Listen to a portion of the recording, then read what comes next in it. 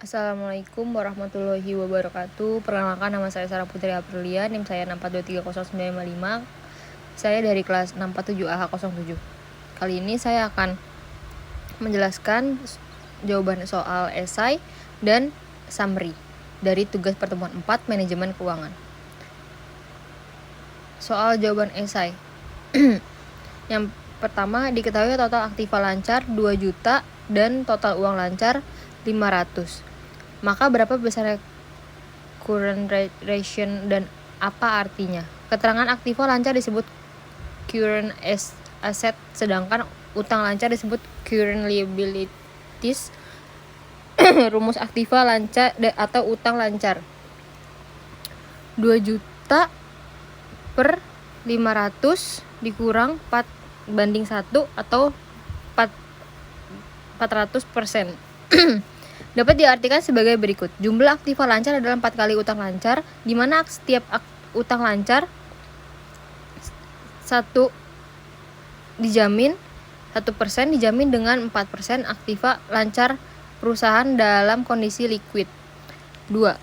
Diketahui jumlah kas 500, efek 100 dan utang lancar 400. Maka berapa besar cash ration dan apa artinya? Cash ration yaitu kemampuan untuk membayar utang yang segera harus dipenuhi dengan kas yang tersedia dan efek yang dapat segera diuangkan. Rumus kas plus efek kas ditambah efek per utang lancar dalam persentase 500 ditambah 100 per 400 sama dengan 1,5. 3. Diketahui suatu perusahaan mempunyai jumlah modal sebesar 200 yang terdiri dari utang 100 dengan bunga 10% per tahun modal sendiri. 100 keuntungan yang diperoleh selama setahun 40.000. Maka berapa besar rentabilitas ekonomi dan apa artinya? Jawaban. Rumusnya itu rentabilitas ekonomi dikurang laba per modal sendiri kali 100.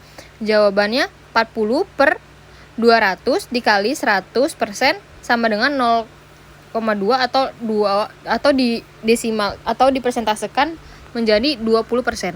Dapat diartikan kemampuan perusahaan dalam menghasilkan laba dari modal sendiri dan asing sebesar 20%. Nomor 4. Diketahui suatu perusahaan mempunyai jumlah modal sebesar 200 yang terdiri dari utang 100 dan bunga 10% per tahun, modal sendiri 100. Utangan yang diperoleh selama setahun 40.000 dan jika diketahui pajak pendapatan sebesar 12.000, berapa besar rentabilitas ekonomi dan apa artinya? Jawabannya, rumus laba dikurang pajak pendapatan per modal sendiri. Jawabannya 40.000 dikurang 12.000 per 100.000 sama dengan 22.000 per 100.000 sama dengan 22%.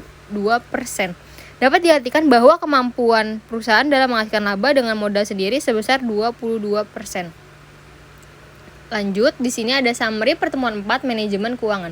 Analisa laporan keuangan. A. Pengertian analisa laporan keuangan adalah kegiatan menganalisa laporan keuangan yang lahir dari suatu konsep dan sistem akuntansi keuangan dengan memahami sifat dan konsep akuntansi keuangan.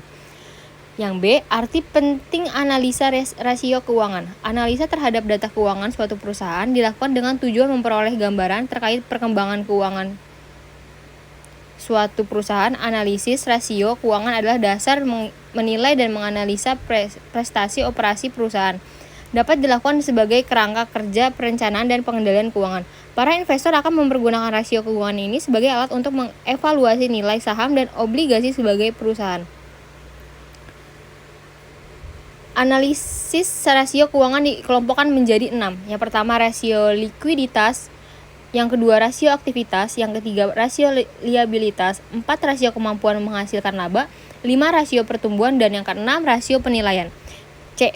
Analisis rasio keuangan. Ukuran yang sering digunakan dalam analisis keuangan adalah rasio yaitu alat yang dapat digunakan untuk menjelaskan hubungan antara dua macam data keuangan.